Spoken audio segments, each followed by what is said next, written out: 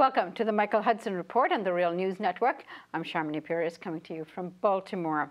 The euro is slipping against the dollar and the European financial markets are in flux, expecting Greece to fail on its 1.6 billion euro repayment due to the International Monetary Fund on the 5th of June.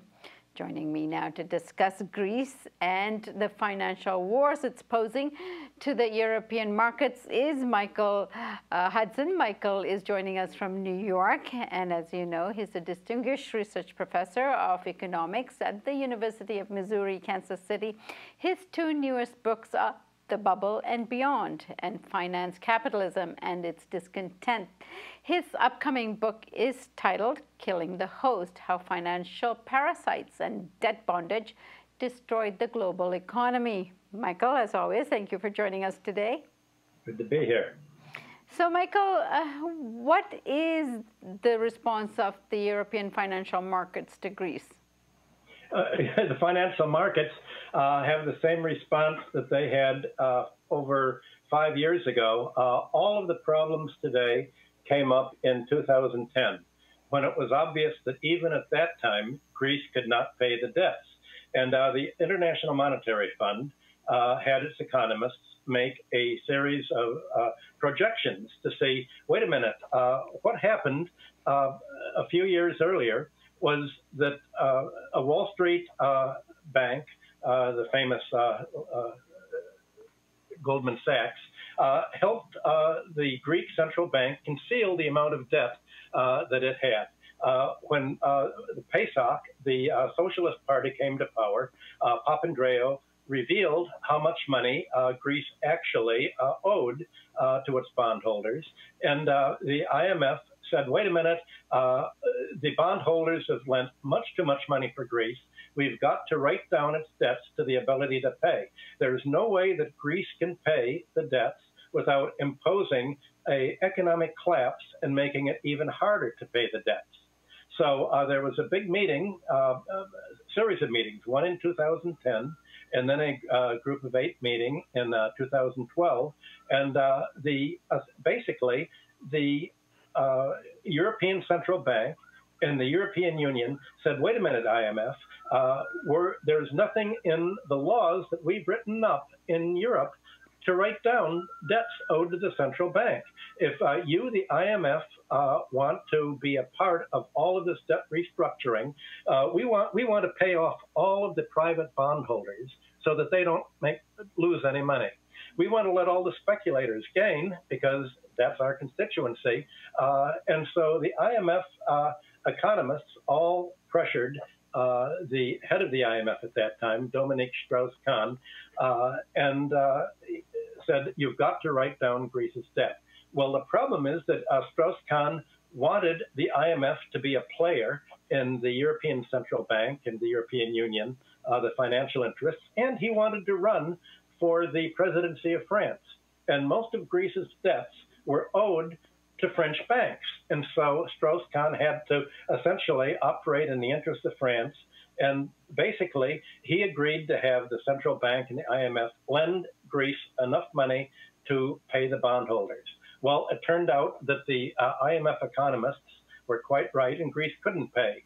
The result is that the leading economists in the IMF's European Division resigned in anger. They've written a series of reports. They talked to reporters and said, look, the IMF is thoroughly corrupt. It's captured by the bondholders.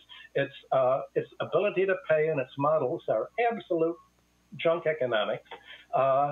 And that left, basically, the only people remaining in the IMF were the bank lobbyists who wanted to sort of suddenly look at the Greek crisis and the other European debt crises is finally a chance to get the IMF back as a world player. So basically, they made a huge refinancing of Greek debts in 2012 that instead of Greeks owing money in their own currency, they would owe it in a currency they couldn't create, the euro. And they'd owe this money not to private bondholders, where it's easy to write down debts because private bondholders are willing to renegotiate, as we've saw them do in Argentina, but you can't renegotiate with the European Central Bank. So now we can fast forward to earlier this year when Syriza came to power in Greece. The European Central Bank said, we central banks may be independent from government, but we're not independent from the financial interests. We're not independent from Wall Street. As a matter of fact, Tim Geithner and Obama in 2012 went to the G8 meeting and said, Europe, you have to bail out the Greek private bondholders because the American banks have made huge guarantees and credit default swaps, and we'll go broke if we have to pay and made the wrong bet. So you have to save Wall Street and screw Greece, and so naturally Greece got screwed. Well, immediately the IMF people spilled the beans, went and said that this is the case, and Greece has been left in debt. So when the elections happened this January and February, the central bank came right out and said to Greek people, don't vote for Syriza. If you vote for a party that is opposing writing down the pensions, if you write for a party that's supporting the working class, if you vote for a socialist party that wants to stop the sell-offs, then we're going to essentially treat you with sanctions, very much like what America treated Cuba or America treated Iraq. So what we've seen erupting in Europe in the last 3 months is the old class war. But it's not really the old class war. It's a war of finance against not only the Greek pensioners, not only the Greek economy, but Greek industry, Greek exporters, Greek banks. There's a whole war to treat Greece as an object lesson because the financial interests of Europe say, wait a minute, if a Syriza party is able to write down the debts to save the economy from depression, then Podemos in Spain and the Portuguese popular parties are all going to write down the debts. We've got to make an object lesson of Greece. We've got to absolutely crush socialism in the cradle so that it won't grow into a European-wide movement to avoid depression. And so when Syriza came to power, the belief by the negotiators, by Yanis Varoufakis and his colleagues, was that, well, we can be reasonable with Europe. We can say, look, there's no money to pay.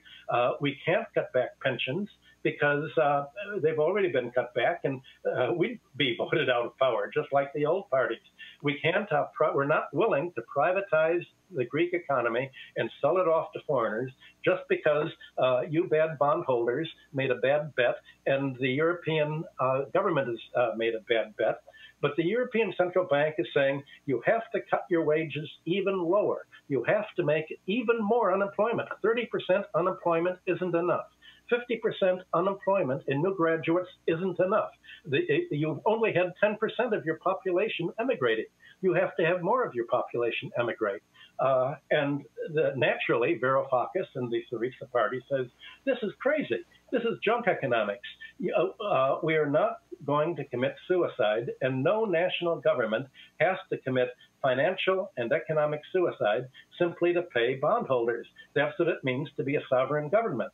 But then the Europeans say, but you're not a sovereign government, because a sovereign government, according to all the textbooks, has the right to print its own money. But you don't have the right to print your own money. Only we, the central bank, have the right to print money, and we're not going to do it. We're not going to print the money to help your economy because we don't like your political party. You didn't vote for the right party. That's what Angela Merkel told them 5 years ago. That's what other European representatives of the financial interests have told them. So essentially, the Greeks are told, either you vote in a right-wing party or we're going to make you wish that you did. That is the politics now. And everyone's trying to figure out what on earth can the Greeks do. Either there's total surrender, which is being demanded by the European Central Bank of Syriza, or Greece says it won't pay, and if it doesn't pay, then it really doesn't have a problem anymore. But the arguments that are being used are exactly the same arguments that were used almost 100 years ago in the German reparations debate. The argument is the Greek government has to pay the bondholders, meaning the European Central Bank and the IMF, essentially by increasing your taxes. But if you increase the taxes, then you shrink the market. There will be even more unemployment and even more immigration. And the Greeks and any economist who studied economic history knows that this is suicide. So we're in a condition where the European central banks are basically making a demand that no country could meet. They are trying to force a crisis, and nobody can see any way out of it. Now, Michael, it appears that if rumor is correct, the murmurs coming out of Europe is that there will be no resolve by Thursday, which was a deadline to come to some agreement, as June 5th is the deadline for the first repayment to the IMF. Now, if Greece doesn't come to an agreement in terms of its repayment, it'll obviously be in default. What options does Greece have?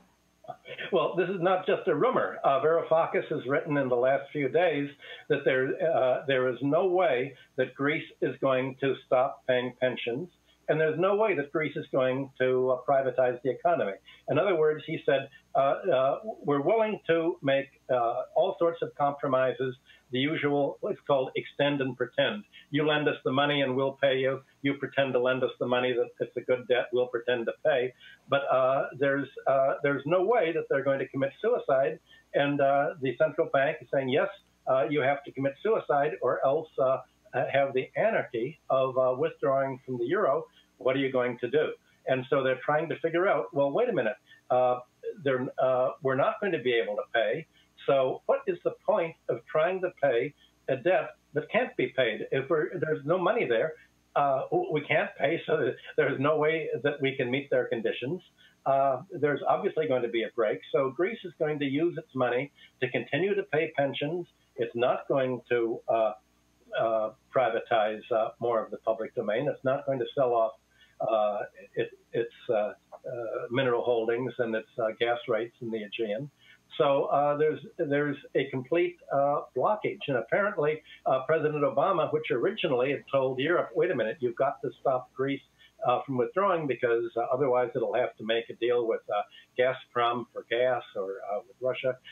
It's going to be absolute anarchy. And that's the intended result by Europe. I know the Greek negotiators.